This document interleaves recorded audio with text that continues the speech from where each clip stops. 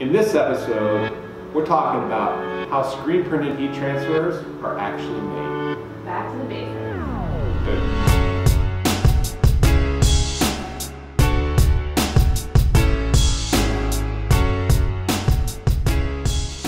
All right, so today we're going to go back to the basics, and we want to talk a little bit about how F&M actually manufactures these transfers. So how do we make them? Yeah, so we talk a lot about how they're applied to the garment. We talk about the last 7 seconds all the time. How do you actually put a transfer onto whatever type of apparel or item you're trying to decorate with heat press? Right. But we overlook the basic question, how do we actually make the transfers in the first place before we send them to you? So we're going to go behind the scenes a little bit and answer some of those questions about how we go about making our screen printed heat transfers. Wonderful. So if you had to go through kind of like a step-by-step process, how would you describe how we make the transfer? Yeah, so we are screen printing your heat transfers. And so if I were to walk you through the sort of manufacturing steps at a high level, first we enter into what we call a pre-flight process. Very similar term to what they would use in the aircraft industry. You want your pilot or at least your airline to do a little pre-flight check before they put you 30,000 feet in the air on a plane to make sure that plane has a couple basic things. It's got gas in it, right. Engines turning, things like that. Yeah, there's a higher probability of success in the trip. So they do a pre-flight check. We do the same kind of thing with your art file. So when you send us a graphic to print, we have a team of artists that actually go through a pre-flight checklist for each of our different print formula types. And they're comparing against our minimum print tolerances. What they're looking for are things that wouldn't replicate well on press. So if you think of in terms of a graphic, airplane does have gas, right? For a graphic, we're looking for areas like thin type or thin lines that might not be printable. So when you get into fine detail, when you put that on press, it might look good on screen because you can zoom right in on that image and you can see it clearly. But when you look at it in actual scale, it's going to be printed a small left chest logo with small type in it. You might have some of the letters be a little too thin to print. So we're checking that printable thin detail, what we call positive space or printable areas. And we also look for non-printable areas that are tight, negative space. So the non-printing gaps. So think of the inside of a lowercase e. That little tiny space in there. If that fills in, now it becomes less legible to read when somebody's looking at it. So when you get small type scaled down like that, or small elements of your graphics scaled down and printed in small size, we're checking that fine detail. It's one of the things we look at. It's one of the most common things we check. The other thing is like fonts, and so we go through to make sure that the fonts are being converted to outlines or curves so that they actually translate through to your file. If the font is still alive, the challenge that creates is we open it up and on our computer systems, we don't have the same font set that you have. And so that file is referencing your font library. If you convert it to a shape, an outline, or a curve in CorelDRAW, Outline, and Illustrator, it becomes a shape. And it doesn't have to reference the font library. So it makes sure that what you send us is what we see on our end. So we're checking those kinds of things in our pre-flight process, making sure your art's ready to go before we go print it. And if any of those are not, if it's not going to print the way the customer expects, that's when they get that kickback email? Yep. So we'll shoot you an email. We'll say, hey, we pre-flighted your artwork. We noticed a couple of things that might not reproduce well on press, and we give you some options. We try to outline it so that you clearly understand. We'll give you screenshots to try to highlight the thing we're concerned about. And then when we give you options, it might be a quote from us to say, hey, we can go ahead and correct this for you. Here's what it would take, and they give you a proof of that correction so we can move forward. Or you have the ability to re-upload a revised file if you want to take care of it yourself. Maybe you have art staff. And that's really a good place to spend a little bit of time up front, especially if you're just getting started, to educate yourself and your team so that you know what to look for when you're with your customer. So we want to work with you to train you to have that same kind of eye. When somebody brings you a business card and they say, hey, I want this as a left chest on my t-shirts for my electrician business, you want to make sure that phone number is legible. So you might suggest changes to their artwork, or you might take some corrective action even before you send it to us to make sure that it's printable. So we'll train you to learn to look for those things as well. So once you send us a revised file, we'll put a little back and forth there. We actually have an artist actually call you when that artwork kicks out. So we'll have an email sent to you, then we'll also get on the phone, we'll call you, and we're happy to spend the time on the phone to walk you through that process and make that educational experience. And then usually for most of our customers, what we see over time is after the first couple orders and after the first few phone calls of that, they understand what to look for. It better equips them to go out and then talk to their customer base as they're trying to earn business. And they advise their customer on setting up graphics on the front end. And then once our artwork's good to go, you get a confirmation email from us saying, hey, your artwork's ready to go, and it's off to press. And now this is where the magic happens, right? And so this is what everybody wants to know. So we're screen printing it, so that means we have to make screens. So our next step for us is we sort of split the process. We get the ink ready, we get the paper ready. And so those are pretty straightforward processes. You get the paper that's going to be printed on, the carrier sheets that are going to be printed on, and the ink. We get the colors ready. If they're stock colors, if they're a custom Pantone color that the customer selected, we're actually going to mix those colors, and we'll Pantone match those to the actual Pantone library. We do a drawdown swatch of that and make sure that it matches the Pantone book. We get the ink ready, the paper ready, and we also make the screens. So we're actually producing screens for each coloring file. So if you order a 2-color graphic from us, we're burning screens for each one of those colors. Very similar to a direct screen printing process, where they would separate that file out by spot colors, or if it's one of our full color options, we're separating it out in CMYK. So a 4-color process. So there's a screen for cyan, a screen for magenta, a screen for yellow, a screen for black, and then there would be, if it's one of the ones for darks, it'd be a screen for white as the underbase that we produce so that we can screen print each of your colors in your file. So full color is a blend of CMYK, cyan, magenta, yellow, black, and spot color would be, if you order red, white, and blue, there's a screen for red, a screen for white, a screen for blue. So when you're uploading your art onto our site, so before that, when you're working through Photoshop or Illustrator, is there a way to ensure that you're using CMYK if you're doing full color? Yeah. So if you're doing full color, this is a great question. What you want to do is make sure you're working in CMYK color mode. As opposed to RGB or grayscale or bitmap. So if you go to Photoshop, you just go to image mode, and you can adjust the color mode there. We do the same thing in Illustrator. CorelDRAW has the ability to work in different color modes, and so you want to be looking at the CMYK breakdown of your colors. So when you look at the actual swatch, if you double click into that swatch, if it's an RGB mode, you'll see like a slider for R, G, and B. So red, green, blue, which is colors of light, which is the color theory that your monitor uses. But we're printing colors of ink, and so CMYK translates that into ink colors. So you want to be in CMYK color mode, you'll get the sliders for cyan, magenta, yellow, and black. And so, we're getting a little into the weeds here on that, but when you're looking at the CMYK breakdown, basic understanding of color theory will help you look at those colors and make some simple judgments. Like, if you want a true blue, if you look at your swatch for the blue that you're using, you would say, well, how much cyan do I have? Well, you should have a high percentage of cyan, right? So 100% cyan, and then you look at your magenta. How much magenta is in there? You want like a 30% difference between your cyan and your magenta, so 30% less. So if you have 100% cyan, no more than 70% magenta in order to show a true blue. So if you had, like, let's say 100% magenta, 100% cyan,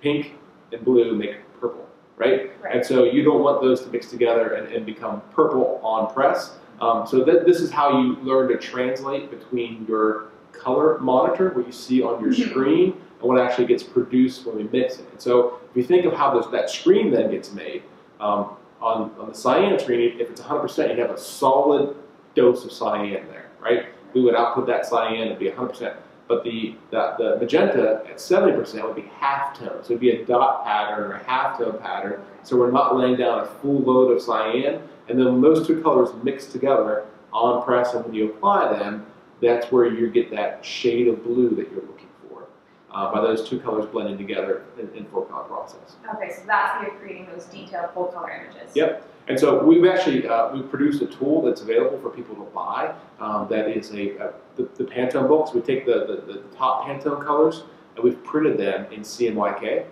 so that you can actually go in and apply those transfers. So it comes in 14 transfers. There's a bunch of swatches on there, and each swatch has the CMYK breakdown of each of those colors. So you can go to the actual printed swatch book that we have, apply those transfers, and have those available to your artist, or if you're an artist, have those available next to your computer to be able to go, I'm looking for a good blue, and you can find the blue or orange or colors you're looking for, find the CMYK breakdown of that, and then use that in your files. When you're creating your color swatch, set your CMYK sliders to the same percentages to get that color that you're looking for. And that's a good way of doing color correction in your file before you send it to us for screen printing CMYK. Okay, wonderful. So once that's all set up, so once all the colors are correct and the screen printer is ready to go, yep. What happens then? Yeah, so those three components meet at the press. So the screens get ready, they come to press, ink comes to press, and the paper is all there, and we actually screen print each of your colors. So we're setting up and we're registering each screen, we put the ink in each screen, we're screen printing it. So if you've seen direct screen printing, just imagine us doing it in reverse order onto paper instead of directly onto the t-shirt. So it goes through a dryer, it cures just like you were used to seeing a direct screen printing conveyor dryer. That cures, and then the transfer is done at that point. So it comes off, and we actually go through a QC process. So we QC at the end of the dryer, and then every transfer goes through a QC inspection process. So we're doing continuous quality control throughout the process, but there's a physical quality control step where every piece gets graded. And so if we notice, we're checking for registration, we're checking against the proof that the customer sent, we're checking a number of things down at checklist and make sure that transfer is good to go. We test apply each one. So we're actually applying it to material in our shop. We're testing it. I'm not just looking at the transfer on the paper, but we're actually putting it on the final garment, going, all right, that image looks good compared to the proof. Everything is in register. After quality control, what happens? Yeah, so it heads to our bindery department, and so that's where the transfer that you order gets trimmed down to your graphic size. This is an important note. We print your artwork at the size that you send it to us. So when a customer sends us a graphic, let's say they choose a 9 by 12 3/4 inch sheet. Just because they choose that sheet size doesn't mean that's the size they want it to print on their garment. So let's say they have a ladies print, they don't want it to be any bigger than 9 by 9. They can upload their graphic at 9 inches by 9 inches. They use the 9 by 12 3/4 inch sheet because that's the one that fits. And then they want a 9 by 9 graphic. So we actually trim their transfer sheet down to about 1/4 inch the whole way around their image size. And that allows a couple things. One, it makes it much easier to place the transfer. So you have even spacing around it. So when you're laying it out in the shirt to apply it, it's easy. And we'll also cut down on extra space. So we recycle that additional paper. So that goes through recycling, and then the extra space is not being shipped. And so we cut down on the shipping weight, trying to be competitive to reduce costs as much as possible so that we can pass along as much margin as we can to our customers. Like, how do we drive the price down so that you can be more effective and gain more margin and be more competitive in your local market? It's one of those things that's not ship you dead space on paper. So we trim it down that way for our customers. And then we package it up, and we shrink wrap each stack of transfers so they get packed into 50. Unless it's in some cases we might pack it in lesser quantity if the graphic happens to be a little more complex, so we make that call there. But generally we pack it in 50s, and we shrink wrap it and we put a label on it. And that label has a thumbnail of the proof that the customer uploaded, and so that the thumbnail is there to make sure it matches with what we're packing. Application settings are there, and the customers, what they named the job. So they have their job name, and then they have the application settings, time, temperature, pressure, and peel, so that when they receive it in and they route it to the person who's applying it, it may not be the person who ordered it. And so when you're getting set up to do application, it's a great double check on the spot, just because they applied the last batch of transfers at 325, and now they have a new batch of transfers that's vintage, it's going on 100% cotton apparel. Well, now they need to adjust the time, temperature, and pressure, and peel to the settings of that. So make sure they're go from 325 to 375 for that particular application. So those settings go on every pack out to the customer. And then there's some basic job number, part number, so that you need to reference that order again, or if you have questions about it, it helps us match up and reference that. And then it also gives us the ability to route it. So there's a routing number on there, which means nothing to our customer, but for internally, if you order, let's say 5 different designs, those 5 different designs might not be printed on this, they're not printed together. This red, white, and blue job is printed on one press, this purple job is printed on another, and we have to route them back together. And so there's some routing information on there that allows us to aggregate your orders together and get them ready to go in one shipment to you. And so basically, when customers are looking to cut down on shipping, what we say is, if you want to ship together, order together. So every order that we get, we ship together. So we'll aggregate those orders back together, and we ship them all when they're all completed and ready. Which basically, you think about how turnaround time impacts that. So we have one color jobs that ship next day. We have full color jobs that ship in 48 hours, so 2 days. You have the ability to order those things together, and then we'll hold it and ship it all when it's complete and ready. And you'll actually get that ship date on your checkout online. It'll be the longest turnaround time for the products that you've ordered. And so we'll print it all and we'll aggregate it and ship it to you if you're looking to reduce shipping costs by grouping together those shipments and shipping it all in one box. Okay. So if somebody was doing a reorder and a new custom order, if they wanted their reorder turn time the same day, just do them as separate orders on the website. Yeah, yep. So yeah, if you're doing a one color 15 cent next day air deal, or not next day air, excuse me, next day shipping deal, you can ship it next day air. It's an option, and you can order that separately. And then if you want to, have that shipped next day, then you get something that's a 2-day turnaround. Order it separately, and we won't aggregate those together. They'll ship separately. Okay.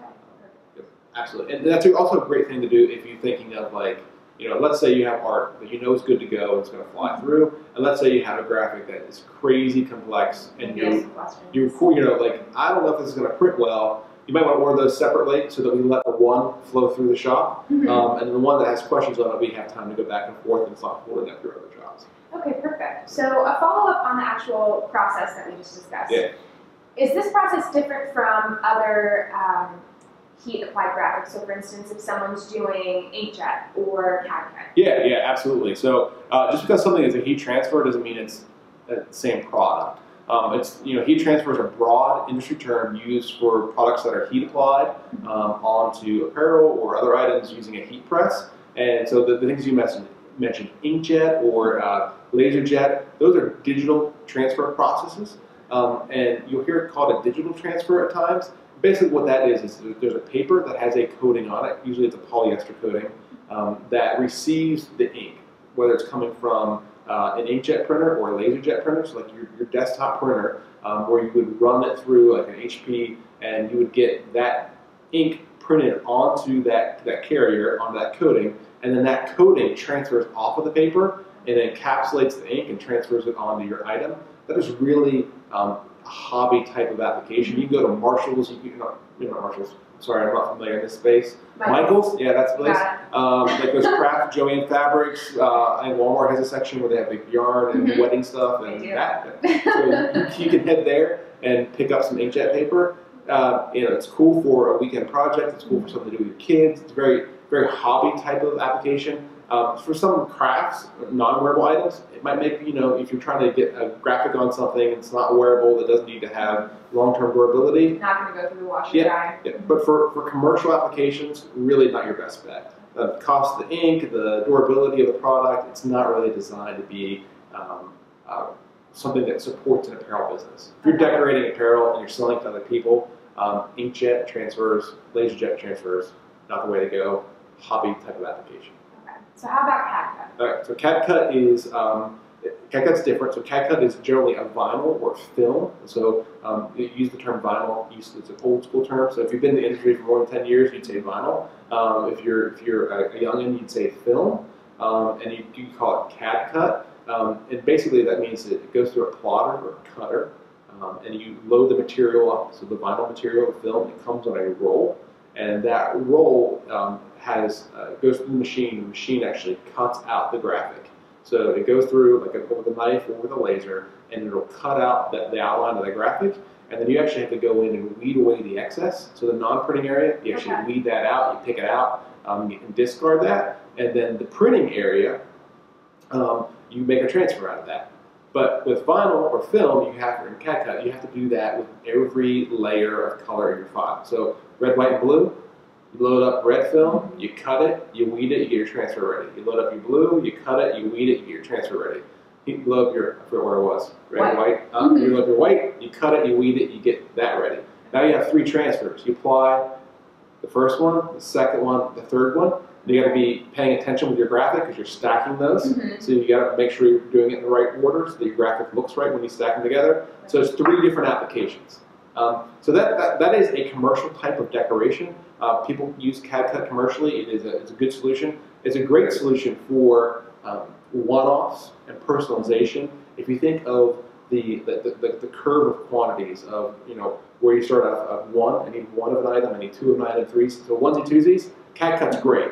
Somebody comes into your shop, you have a roll-in cutter that cuts that out, you have a heat press there, you have the material, and they want a personalized t-shirt with their kid's name and number on the back of it. You do it on the spot. You do it on the spot, you cut it, weed it, press it, you deliver them the product. But if you have the 2 days. Great. If you have the 2 days, and let's say you have to do, 50 of them, 100 of them, 200 of them, that's where our product comes in. Because you don't want to spend the time cutting and weeding and applying, especially if it's 2 colors, 3 colors, each of those layers when you're doing that in bulk. So if you have the time to build it in, it makes sense to send us the graphics, send us, order the names and numbers from us. We have numbers in stock. We can send you pre-spaced names, and you can apply that much faster. So 7 seconds, 1 application, you're done. Versus a lot of CAD-CUT applies in 20 seconds. So you just in 1 application, you're cutting the time nearly by a third, and then you're looking at 2 color, 3 color. You're doing another application for every one of those. So if you have time, if you have a bigger bulk order, which a lot of times team uniforms or group orders, you have lead time on those because generally, they're aggregating the order themselves, getting names and sizes and numbers, and then you have some lead time to be able to produce that. That's where our screen printed transfer product comes in. So if you're looking to decorate 20, 30, 40 and beyond, up the quantity scale, that's where a screen printed heat transfer product comes in. And so the thing I'd say about the CAD-CUT, it is a vinyl or film. Our product is a screen printed plastisol. It is not the same material. Plastisol is the ink type that is used generally in direct screen printing. It has a long history in the industry. It's a very, very durable, stable product. And you'll hear people, when they're trying to draw the distinction between the types of transfers, you'll hear digital for inkjet and laserjet. You'll hear CAD-CUT for film and vinyl. And you'll hear people say, are those plastisol transfers? And what they're referring to is the type of ink that's used. And basically what they're asking is it a screen printed transfer? Is it screen printed plastisol ink that's transferring onto your garment? And that's what we do. To recap, there are 3 basic types of heat transfer. Right. So there's digital, inkjet, laserjet. Those are hobby types. So put those in the hobby sort of category, craft category. The vinyl and film. Yep. Also called CAD-CUT. That's your low quantity personalization, great for one-offs, not great for 72, right? Okay, perfect. And lastly, where we are, you have your plastisol ink transfers. Yep, so screen printed plastisol transfers, great for ordering, from low quantities on up. So not good for, one-off unless you're doing a name and number, which we do. But if you're doing, one, our 15-cent deal in 1 color is a good option. Full color, probably not. Really sort of comes into play in your 12, 24, 32, etc. as you increase in quantity. And that's where we fall. So we're built to help you in mass personalization or mass customization and group ordering. So, the typical screen printing apparel business, most of your orders are coming in. You're selling 48 pieces, 72 pieces. You're doing things for groups. You're doing things for families. You're doing things for churches and teams and those kinds of organizations. You're doing shirts that an electrician company would use to decorate their team of electricians they send out. So a lot of orders are under 100. Yep. A lot of orders under 100. But the economies of scale. So our price decreases the more you order. So as you get bigger projects that become more competitive to quote, our heat transfers. Because they're screen printed, you do have the economies of scale with screen printing that are passed along, which means the cost of doing each item actually goes down the more that you do. Okay. Where you don't have that with an inkjet, you definitely don't have that with a vinyl or a CAD-CUT. The cost of doing one for the cost of doing for each is the same as doing like 200. You get the same amount of time and labor into each transfer because you're cutting, you're weeding. The only thing you're amortizing there is really the art time. But with screen printing, heat transfers, you get to amortize our cost of producing the screen and the setup across the quantity. And so we pass that along. So when you order 144, 288, 512, you get discounts from us as you increase in scale. So if you're trying to bid a large project, heat transfers actually allow you to get more competitive the more that you order. Oh, great. So that's it. I mean, that's the tour of our shop from a broad level, giving you an idea of how we go about producing your product. And the crazy thing is, all this happens really in 24 hours to 48 hours. We're producing screens, we're reclaiming those screens, we're getting them ready for the next job, we're mixing all these things that we talked about. They happen in 24 to 48 hours, and we're always working to cut down that delivery cycle, to make you more competitive in your local market by getting product out to you faster and faster. So we've invested in automation, we've invested in some proprietary equipment that allows us to get faster and faster at doing that. And we're going to continue to do that as we go forward